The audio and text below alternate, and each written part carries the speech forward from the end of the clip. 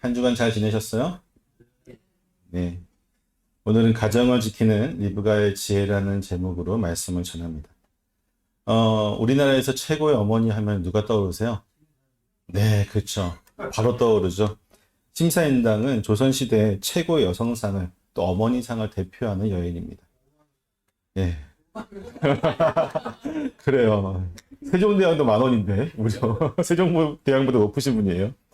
자, 그녀에 대한 여러 이야기들을 보면요. 그녀가 얼마나 학문이 뛰어났으며, 또한 동시에 시, 그림, 뭐 이런 예술에도 매우 조예가 깊었다는 것을, 또한 온화한 성품으로 남편을 섬기는 조선시대의 가장 이상적인 여인이었다는 것, 사실을 우리에게 잘 가르쳐 주고 있습니다. 하지만, 그녀가 지금과 같은 존경받는 위치, 최고의 위치에 서게 된 것은요, 그녀가 뛰어난 것도 있지만, 그녀가 율곡이이와 같은 대정치가요, 대학자를 길러낸 훌륭한 어머니였기 때문입니다. 결국 어머니 여인에 대한 평가는요, 조선시대도 그렇고 지금도 그렇지만 그 자체로 평가한다기보다는 그것도 중요하긴 하지만 그의 자녀와 또 남편을 얼마나 내조하고 또 잘 길렀는지가 아직까지는 여인에 대해서 우리가 평가하는 가장 중요한 기준이 되어집니다. 지금도 그렇죠. 전혀 달라지지 않았습니다. 입시를 앞둔 학생의 어머니들 사이에서는 입시와 관련된 정도를 가장 많이 알고 있는 어머니가 가장 훌륭한 어머니입니다. 그러니까 잠시만요.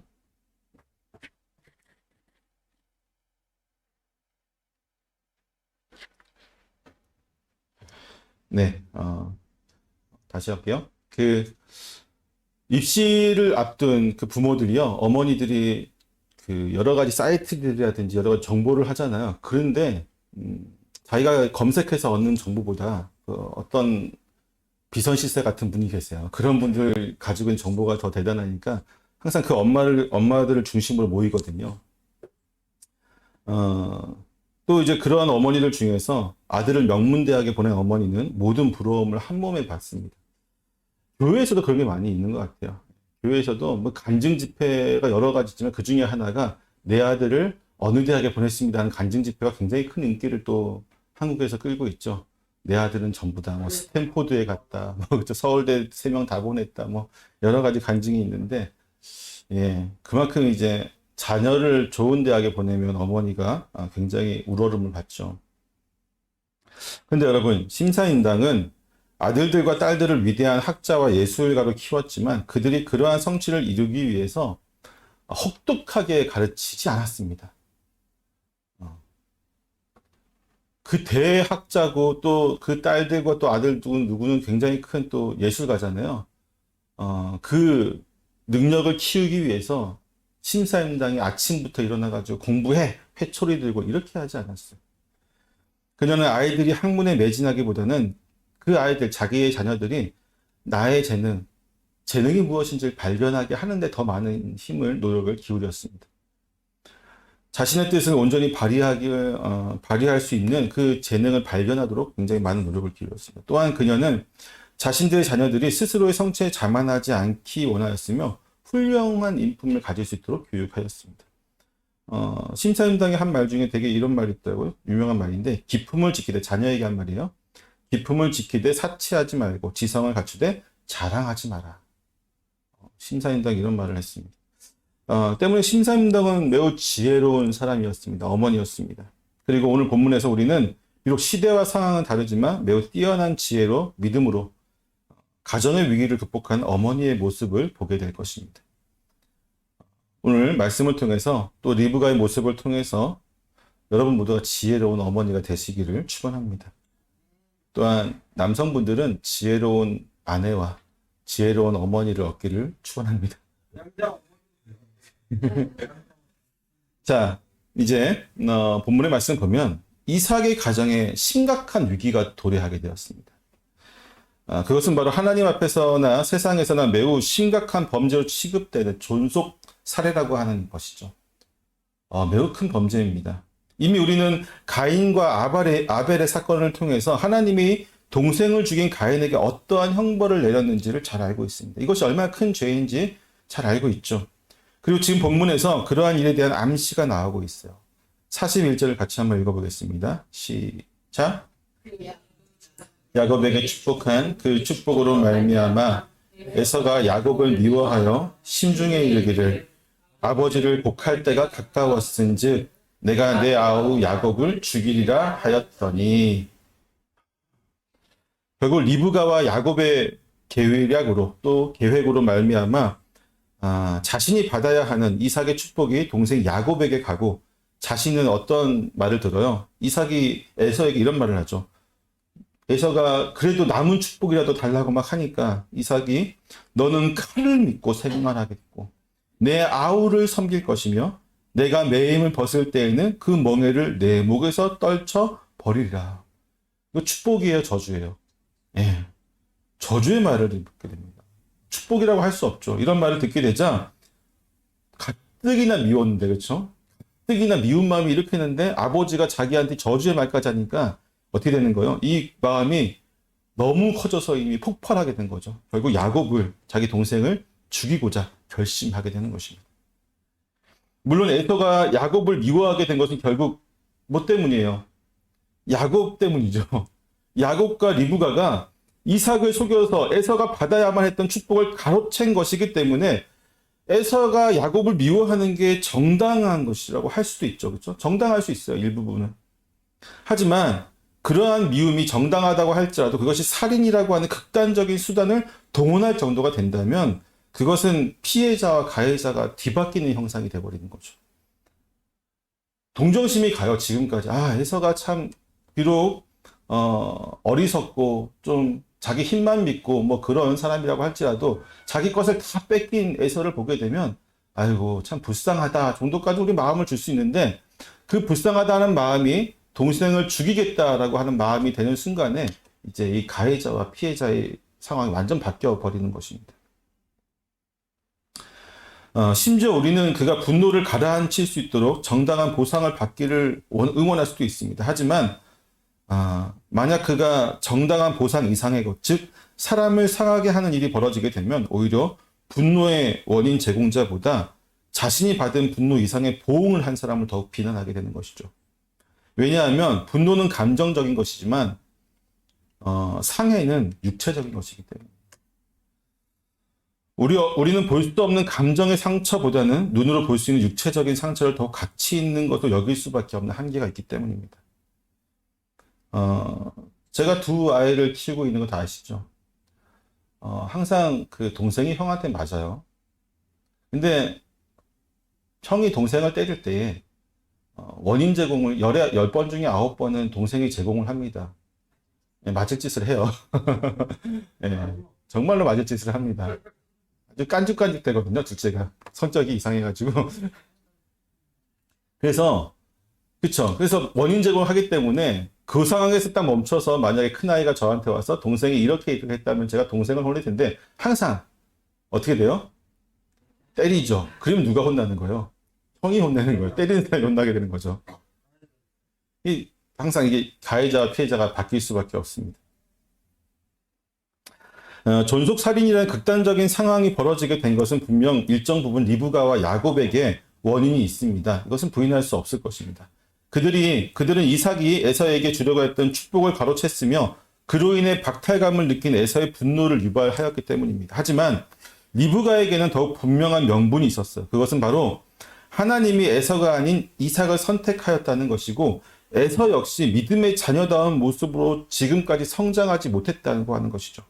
즉 리브가는 비록 남편을 속이고 큰아들을 속이고 큰아들에게 가야 될 축복을 빼앗은 어떤, 우리가 보면 객관적으로 3자 입장에서 보면은 나쁜 엄마일 수도 있지만 명분이 확실했다는 것이죠. 하나님이 명령보다 더 중요한 명분이 어디 있겠습니까? 그리고 믿음 안에서 에서가 어렸을 때부터 자라온 그 모습을 봐왔던 리브가는 이 아이가 믿음의 자녀로 성장하지 못하는 거라는 걸 분명히 알고 있었거든요. 만약 에서가 하나님의 백성으로서 그분의 말씀에 순종하는 믿음의 모습을 보였다면, 그렇게 성장하였다면 아마 리브가가 조금이라도 고민을 해보았겠지만 이미 이방 여인들을 아내로 맞이하면서 또 장자권을 가볍게 생각하는 것 등의 일들을 통해서 에서가 하나님의 유업을 받을 자격이 없다는 것을 리브가는 확신하고 있었던 것입니다. 때문에 그녀는 한치의 고민도 없이 태중에서부터 하나님이 선택한 야곱이 이삭의 축복을 받을 수 있도록 모략을 또 계략을 짠 것입니다. 하지만 불행하게도 에서는 이러한 결과를 이해할 수도 용납할 수도 없었습니다. 당연히 자신의 것이 되었어야만 했던 것을 간교한 계략에 빼앗겼다라고 생각하였습니다. 결국 그는 그러한 미움과 분노의 끝에 극단적인 생각까지 이르게 된 것입니다.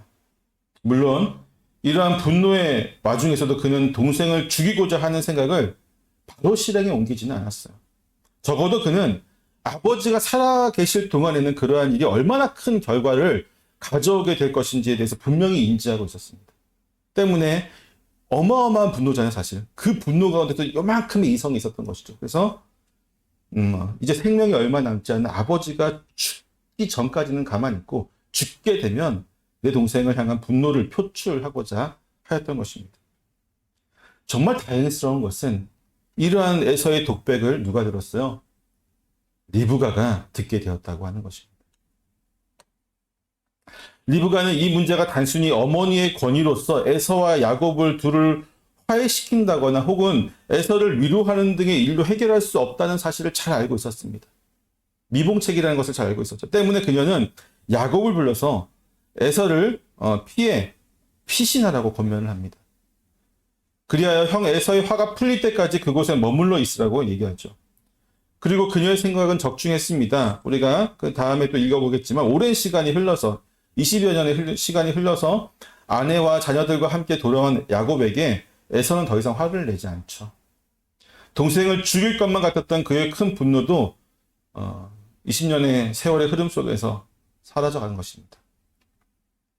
만약 이때 리브가가 에서의 분노를 가라앉히기 위해서 야곱에게 사과를 하도록 시켰다거나 혹은 자신이 에서를 위로하는 등 어떤 그러한 일들을 행하였다면요. 사실 그 결과는 별로 좋지 않았을 것이라고 생각되어집니다.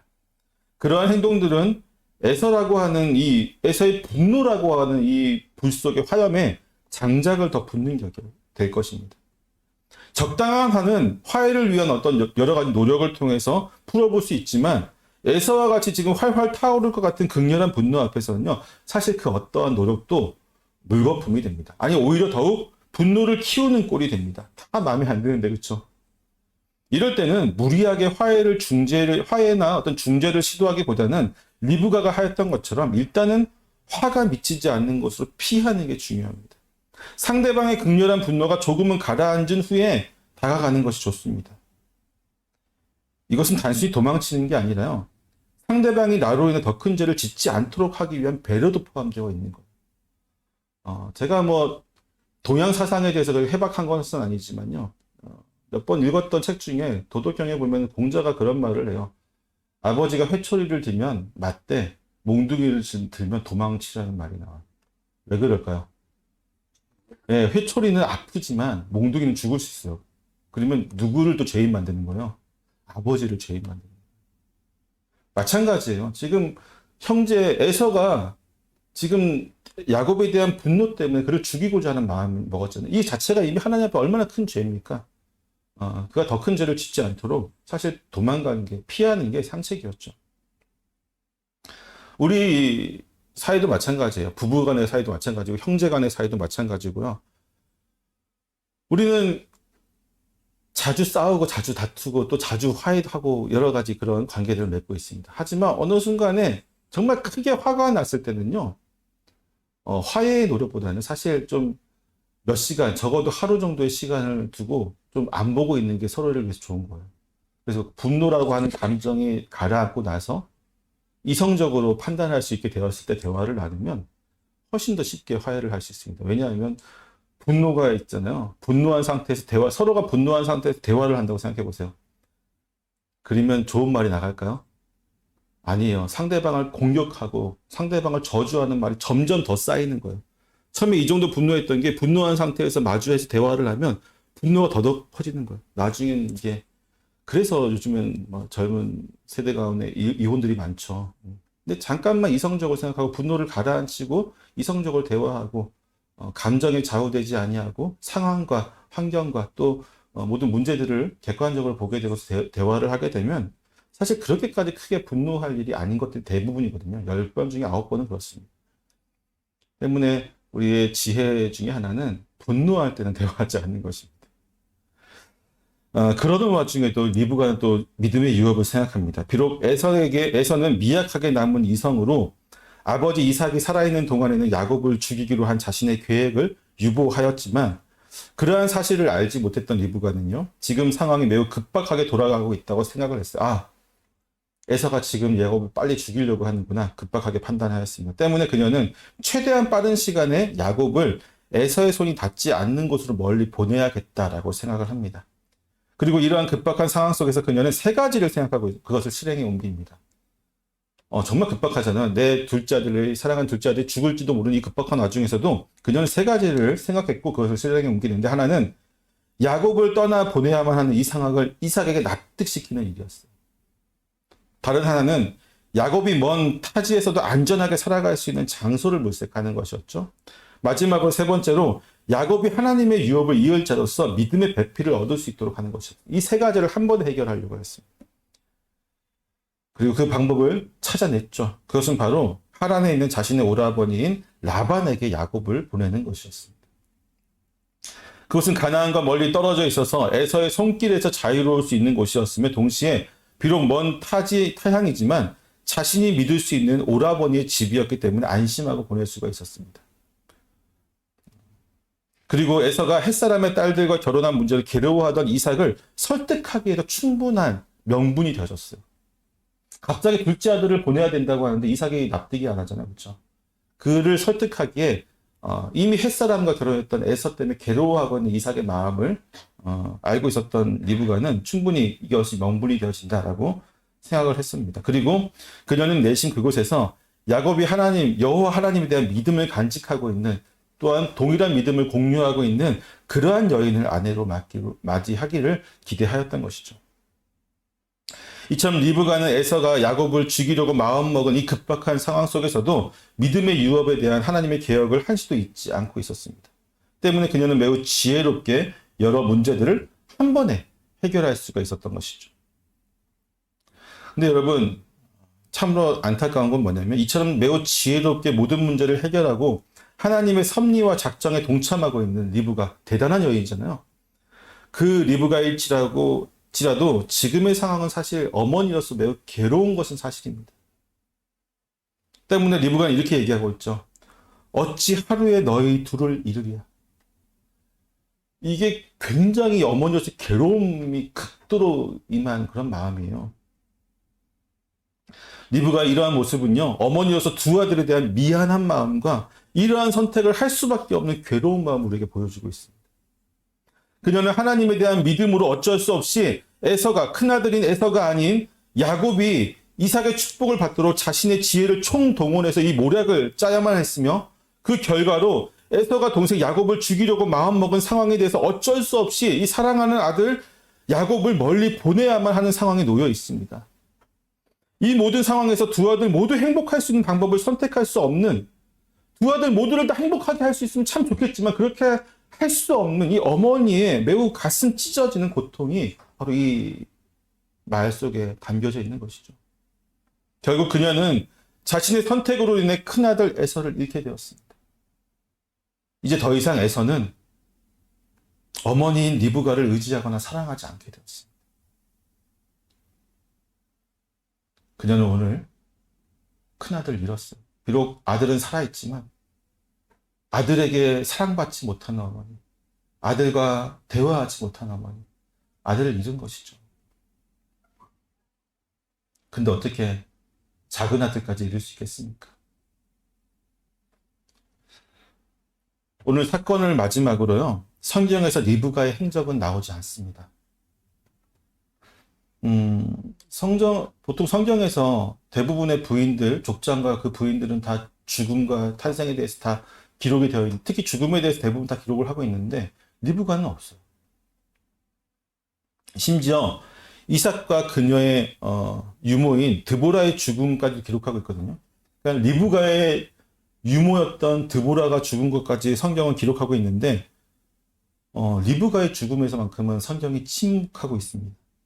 때문에 그녀의 죽음에 과 본문의 사건 이후의 삶에 대해서 정말로 여러 추측들이, 여러 말들이 많이 있습니다. 심지어는 본문의 사건으로 인해 이삭과 에서에게서 버림받아서 비참하게 죽었다라고 이야기하는 사람들도 있어요. 반대로 어떤 사람들은 비참했기 때문에, 결과가 그렇기 때문에 리브가가 믿음으로 행한 것이 아니라 자기 욕심으로 행한 것이다, 이렇게 막 주장하는 사람들도 있습니다. 그 외에도 여러 가지 주장이 있지만, 저는 조심스럽게 리브가가 두 아들에 대한 괴로움으로 일찍 하늘나라에 가게 되었을 것이라고 추측을 하고 있어요. 저는. 왜냐하면 창세기 49장에서 그녀가 아브라함과 사라 그리고 이삭과 함께 막벨라 굴에 장사되었다고 하는 구절이 나옵니다.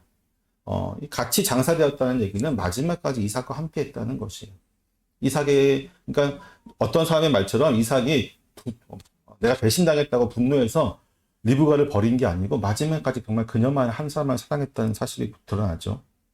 마지막까지 이삭과 함께 좋은 금수를 유지했을 것이라는 사실을 우리가 알아볼 수 있습니다. 또한 이삭은 180세에 장사되기까지 다른 아내를 두지 않았습니다. 이러한 것도 역시 다른 아내를 두지 않았다는 것, 오직 리브가 한 명만을 사랑했다는 것도 리브가가 버림받았다고 하는 이 주장을 반박하는 것이겠죠. 또한 야곱이 20년이라는 세월이 흐른 뒤에 겨우 고향에 도착한 이후에, 그러다 20년 만에 왔는데 정말로 사랑했던 어머니인 리브가를 찾아서 만나는 장면이 단 하나도 나오지 않습니다. 여러분 생각해 보세요. 내가 정말로 사랑했던 어머니인데 어쩔 수 없이 생명을 유지하기 위해서, 보존하기 위해서 도망쳐야 했습니다. 그리고 20년 만에 돌아왔는데 누구부터 찾을 것 같아요? 어머니부터 찾아야 되잖아요. 근데 성경에 나오지 않아요. 마지막으로 창세기 35장 8절에서 야곱이 리브가의 유모인 드보라가 죽게 되자 그녀를 베델 아래에 있는 상수리 나무 밑에 장사를 하고 그곳 이름을 뭐라고 짓냐면 알론바굿이라고 짓는데, 이 알론바굿이 무슨 뜻이냐면 통곡의 상수리 나무라는 뜻이에요. 지금 드보라가 누구라고 했죠? 리브가의 유모예요. 이삭의 유모가 아니에요. 리브가의 유모예요. 그녀가 죽자 야곱이 통곡을 하고 있어요. 물론 리브가의 유모니까 야곱도 키울 때 같이 키웠던 어머니처럼 섬겼던 걸 수 있겠지만, 그래서 통곡한 것도 있겠지만, 또 한편으로는 이 드보라를 통해서 야곱은 어머니의, 이미 일찍 먼저 돌아가신 어머니의 향수를 느낄 수 있었기 때문에 더욱 통곡하지 않았나라고 생각되어집니다. 일단 저의 추측이 어쨌든 성경이 기록하지 않으니까 우리는 결국 추측할 수밖에 없잖아요. 그것이 어쨌든 이후 그녀의 삶이 매우 괴로웠을 것이라는 사실은 우리가 부인할 수 없어요. 생각해보세요. 여러분, 큰아들과 관계가 끊어졌습니다. 죽을 때까지. 큰아들은 아마 죽을 때까지 어머니를 용서하지 않은 것 같아요. 그리고 사랑하는 작은 아들 또한 먼 타양에 떨어져 있어요. 하루하루 그녀의 눈물이 마를 날이 없었을 것이라고 생각이 되어집니다. 아들을 비록 생명은 다 보존하고 있지만 한날 한시에 지금 두 아들을 다 잃은 거예요. 내 곁에 아무도 없어요. 어떻게 어머니의 마음이 평온할 수가 있겠습니까? 그럼에도 불구하고 저는 그녀가 이러한 선택에 대해서 후회하지는 않았을 것이라고 생각을 합니다. 왜냐하면 그녀의 선택은 온전히 하나님의 선택에 의한 믿음의 반증이었기 때문이죠. 그녀는 인류 구원에 대한 하나님의 작정에 그분의 도구가 되어서 사용되어졌으며, 그녀의 선택으로 인해서 하나님의 계획은 그 다음 장으로 넘어갈 수가 있게 되었습니다. 정리하자면요, 인간적으로는 매우 괴로운 결과지만 리브가는 그녀의 지혜를 통해서 믿음으로 승리한 결과를 보여주었습니다. 이러한 리브가의 지혜로운 모습은 우리에게 여러 가지를 생각하게 합니다. 특히나 가정의 위기에서 어머니의 역할이 얼마나 중요한지를 우리에게 잘 보여주고 있습니다. 가정에서 아버지의 역할이 자녀에게 바른 길을 인도하고 또 가르치는 것이라고 한다면요, 어머니의 역할은 가정을 조화롭고 화목하게 만드는 것입니다. 어머니는 돕는 배필로서 남편의 사역을 돕고, 남편이 일하는 것을 돕고, 동시에 자녀들에게 하나님의 사랑과 은혜를 가르치면서 몸소 보여주는 존재예요. 때문에 가정의 화목에 가장 많은 영향력을 행사하는 것은 바로 어머니입니다. 아버지가 아니에요. 오늘 본문에서 리브가는 아내로서 남편이 인간적인 연약함으로 발생한 이 실수를 바로 잡음으로써 야곱을 향한 하나님의 계획이 온전히 이루어지게 하였습니다. 자기 남편의 실수를 바로잡지 않았으면 큰일 날 뻔했잖아요. 근데 리브가는 정말 지혜롭게 이것을 잘 해결했습니다. 동시에 에서의 분노를 통해 이루어질 비극을 막기 위해 재빠른 판단으로 이삭을 설득하여서 야곱을 자신의 오라비인 라반의 집으로 피신시킬 수 있었습니다. 그런 와중에 그저는 야곱이 이방 여인을 아내로 맞이하는 것이 아니라 아브라함이 이삭의 배필로 여호와 하나님에 대한 신앙을 공유하고 있었던, 같이 가지고 있었던 친족의 자녀인 리브가를 데려왔던 것처럼 야곱이 라반의 집에서 그의 자녀들과 혼인하기를 소망하는 모습을 보입니다. 비록 이런 일들을 통해서 그녀가 매우 큰 고통을 받게 되었을지는 모르겠지만 적어도 그녀는 가정과 자녀를 지킬 수 있었습니다. 그녀 스스로는 매우 큰 희생을 치렀죠. 매우 큰 희생을 치르고 괴로운 나날 때문에 어쩌면 일찍 죽었을지도 모르는 상황이 되었지만 그녀의 희생으로 말미암아서 크게는 하나님 나라를 지켰고요. 작게는 그녀의 가정과 자녀들의 생명을 지킬 수가 있었습니다. 오늘 우리는 그녀의 지혜로운 대처에 대해서 세 가지를 배울 수가 있었습니다. 첫 번째는 때때로 발생할 수 있는 남편의 실수를 바로잡아주는 역할입니다. 사실상 돕는 배필의 가장 큰 역할이 바로 이러한 것입니다. 아담을 하나님 만드시고 나서 또 아담의 갈비대를 하나 가지고 가셔서 하와를 만드시잖아요. 그러면서 뭐라고 하세요? 돕는 배필이다. 이게 성경에서 주는 남편과 아내의 가장 큰 역할이거든요. 이 돕는 배필이 왜 필요하면요. 남편은 사실 일을 하는 존재잖아요. 어떤 일을 추진하는 과정에서 저도 그렇지만 사실 앞에서 일을 만들어가는 사람들, 남녀를 떠나서 리더가 돼서 앞에서 일을 만들어가는 사람은요, 거의 대부분 앞만 봐요. 옆이나 뒤를 잘 보지 못합니다. 앞만 보고 달려가는 경우가 대부분이죠. 그래서 보면 놓치는 것, 정말 중요한 거고 필수적인 것을 보지 못하고 지나치는 경우가 많이 있습니다. 이때 그러한 실수를 바로잡아줄 수 있도록 보조하는 역할이 바로 아내의 역할인 것이죠. 어떻게 보면 남편을 보조하는 것이기 때문에 보잘것없는 어떤 보조적인 것이기 때문에 하찮은 것으로 여겨질 수도 있지만 사실 매우 중요한 역할입니다. 왜냐하면 결국 그 일을 온전하게 바르게 완성하기 위해서는 아내의 역할이 필수적이기 때문이죠. 또한 매우 지혜로워야지만 이 일을 감당할 수 있습니다. 리브가 참 지혜로워야 돼요. 왜냐하면요, 우리는 다 부족하고 연약하잖아요. 남편의 실수를 바로잡는 일을 통해서 남편이 상처받을 수도 있기 때문입니다. 남편이 상처받거나 또는 심지어는 심하게 또 뭐라 그러면 어떻게 돼요? 좌절할 수도 있잖아요. 상처받거나 좌절하지 않으면서도 남편을 세워주면서도 그 남편이 하는 일에 부족한 부분을 메꿔주는 역할. 쉬울 것 같아요? 어려울 것 같아요? 어려워요. 그러니까 지혜가 필요한 겁니다. 지혜가 필요해요. 근데 제가 요즘 가정들을 보면서 참 안타까운 건 뭐냐면요. 맞벌이 하는 가정들도 생기고, 맞벌이까지는 괜찮은데, 여성들의 사회적 지위가 올라가면서 여성들도 사회에서 성취하고자 하는 욕구가 생겼어요. 가정과 자녀와 이런 것보다는 내가 사회에서, 내가 일하고 있는 분야에서 내가 이 위치까지 올라가겠다고 하는 어떤 성취욕이 생겼다는 것이죠. 그 말은 무슨 얘기냐면요. 남편과 아내가 동일하게 앞만 보고 달려가게 돼요. 어느 한 사람은 옆을 보고 뒤를 봐주면서 보조해줘야 되는데 현대의 많은 가정들이 남편이나 아내나 서로 자기 일만 보고 자기 앞을 보면서 달려가게 바쁘다 보니까 놓치는 것들이 너무 많아요. 그럼 어떻게 될까요? 가정이 무너질 수밖에 없습니다. 하나님이 원하시는 가정은 아니에요.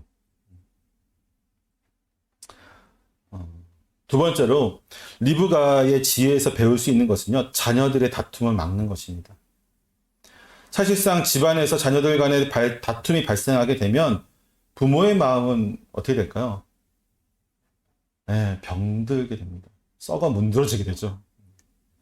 또한 가인과 아벨의 경우에서도 볼 수 있듯이 형제들의 갈등과 다툼이 해결되지 않으면 결국 어떻게 돼요? 비극적인 결과를 맞이하게 되는 것을 보게 됩니다.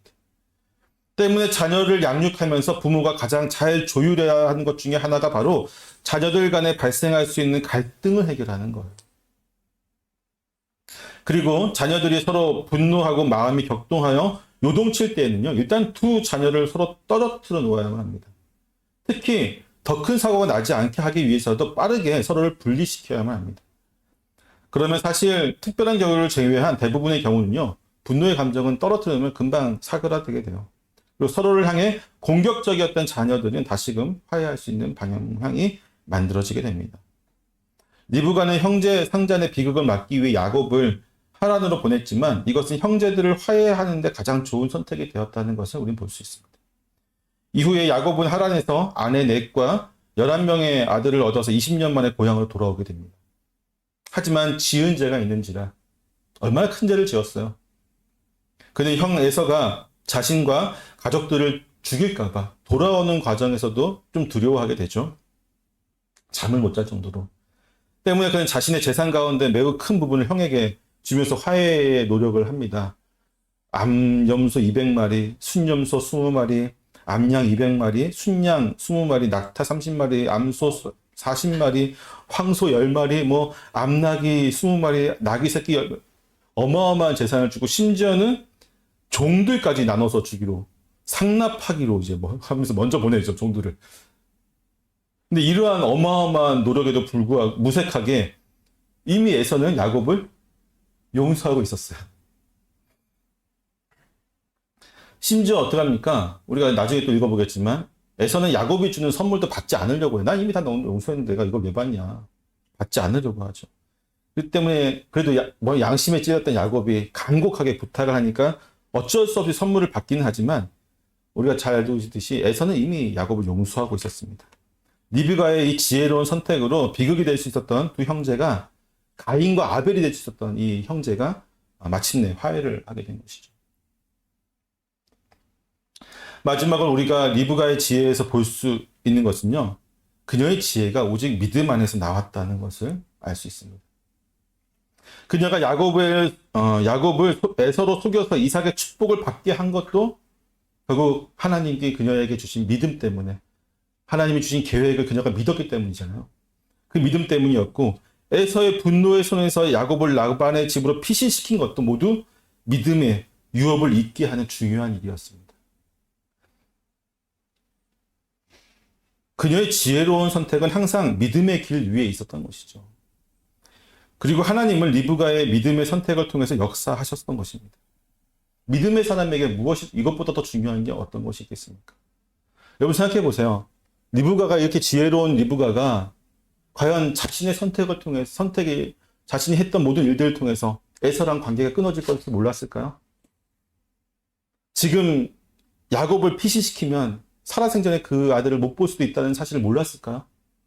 여러 가지를 알았을 거예요. 이것 때문에 자신의 마음이 매일 괴로움 속에 있을 것도 알았을 것입니다. 그럼에도 불구하고 그녀는 믿음의 길을 선택한 거예요. 하나님의 믿음 안에서 주어진 그 지혜를 그녀는 실행했던 것입니다. 더 중요한 것을 위해서 덜 중요한 것을. 이 덜 중요한 건 뭐예요? 자신을 포기했던 여인이 바로 리브가였습니다. 때문에 역사상으로 보면요. 가정을 잘 지켰던 그 아내나 어머니들은 그 마음이 속병든 경우가 참 많이 있어요. 가정을 지킨다는 것만큼 그만큼 그 역할들을 잘 해나가는데 지혜롭게 잘 해나가야 하는데 그 역할들을 온전하게 하기 위해서 다른 하나를 포기해야 돼요. 근데 그 중에서 제일 포기하기 쉬운 게 뭘 것 같아요? 결국은 자기 마음입니다. 어머니가 희생하지 않으면 가정은 평화로울 수 없습니다. 어머니가 희생하지 않으면 가정은 세워져 나갈 수가 없어요. 우리 아까 잠언서 읽었죠? 지혜로운 여자는 가정을 세우잖아요. 그렇죠? 미련한 여자는 자기가 그 집을 허문다. 그만큼 중요한 게 여인입니다. 사랑하는 성도 여러분, 오늘 중심의 내용은요. 가정을 지키기 위해서는 어머니의 지혜가 반드시 필요하다는 것이고요. 이것을 위해 리브가의 지혜를 배우자는 것이었습니다. 어떻게요? 어떻게 좀 공감이 되십니까? 아니면 어머니를 위한 것이니까 나와는 상관없다고 생각하십니까? 남성분들이 더 많으신데 우리 교회는. 결혼 전에 남성들은요. 꽤 있죠. 우리 교회 결혼 전에 남성분들. 꼭 리브가와 같은 아내를 얻기 위해서 기도하십시오. 기도해야 됩니다. 또한 이미 결혼하신 남성분들은요. 자신의 아내가 리브가와 같은 지혜로 가정을 지킬 수 있도록 여러분들은 믿음의 가정을 세우기 위해서 만들기 위해서 노력해야 됩니다. 중심이 남자예요. 일단 남성이 믿음으로 중심을 잡아주지 않으면 아내가 아무리 그 빈 곳을 메우려고 해도 메울 수가 없어. 너무 크잖아요. 빈 곳이. 그러니까 일단 남성이 본인이 믿음 안에서 온전하게 그 길을 가야 됩니다. 그럴 때 아내는 또 지혜롭게 리브가처럼 남편에게 돕는 배필로서 그 가정에 필요한 모든 것들을 채워서 세워나갈 수 있는 거죠. 무슨 이야기냐면 믿음의 기둥을 세우시라는 얘기예요. 아버지들이. 남편들이 가정에서 믿음의 기둥을 공고하게 세워야지 그 나머지 천막과 그 안에 있는 집안 기구들은 우리 여성분들이 잘 하실 겁니다. 믿음 안에서. 아셨죠? 예, 반대로 생각하지 마세요. 네가 못하니까 내가 이런 거야. 이런 게 아니에요. 자꾸 우리는, 상대방 모습만 봐요. 네가 못하니까, 리브가 참 지혜롭지 못하니까 내가 이런 거야. 이게 아니라고요. 제발 좀. 아셨죠? 예, 내가 먼저 기둥을 세워야 돼. 남성분들 아셨어요?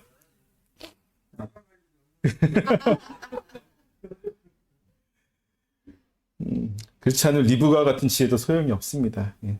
그리고 모든 여성들은요, 자신이 믿음의 가정을 지킨다고 하는 사명을 있음을 명심하십시오.